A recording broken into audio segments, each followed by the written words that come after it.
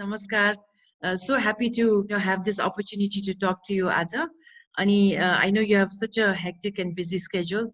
यहाँको चाहिँ main, I've gotten to know you since you are ambassador to the US from Nepal and in Washington, D.C. So one of the highlights of your tenure over there was you initiated this, started the caucus in Washington, D.C., connecting with Capitol Hill.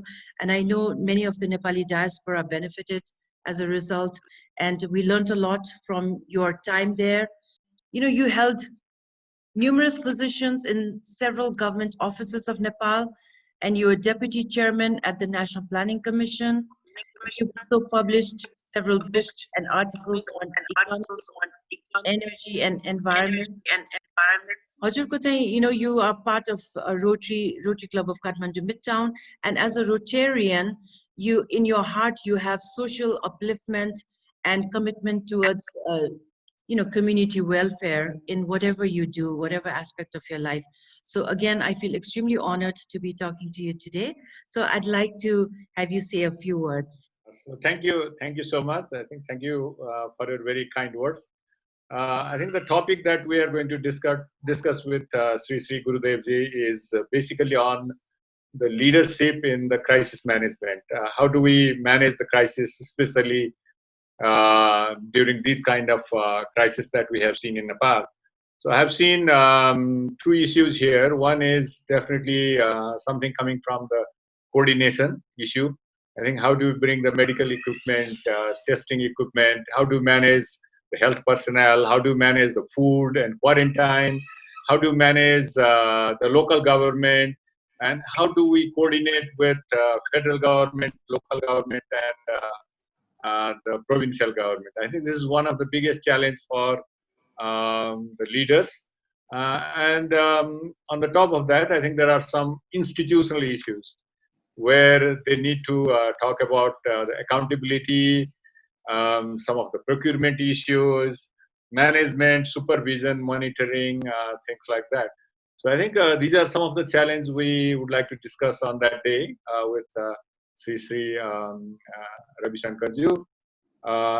So thank you very much for inviting me in this great dialogue that's going to be happen next week, sometime soon. And then thank you for your very kind words. And then I also, on behalf of the embassy, we also did a course on basically the basic course on Sri Sri Ravi Shankar Dev's the basic course on yoga and things like that. Yeah, that was very useful. Thank you. Thank you, Dr. Sharma. And I know many people at the Nepali Embassy in Washington, D.C. benefited, them and their families, because you invited this training to the team over there. So, and what do you have to say during this thing, especially for the youth, like we hear all the time, there's so much disenchantment, depression, because they had like a vision, a dream, like they wanted to do something. And then now suddenly when this is happening in terms of leadership, not just to youth, but business houses and all that, one or two things that you could just say as an inspiration to people? No, I think people have come up with different ideas. I think probably you may not see them in Nepal because of the social distancing and lockdown. But if we go and see in the internet, there have been innovative ideas in each and every field, whether we are talking about agriculture or we are talking about new technology. So, for example, this is a good time to do work online, digitally, but very productive work also. I think like the youth, many of these people are learning how to make the videos, how to make some of the lesson products and educational materials to the youth people to use it in agriculture, but as well as in the industry and trade areas.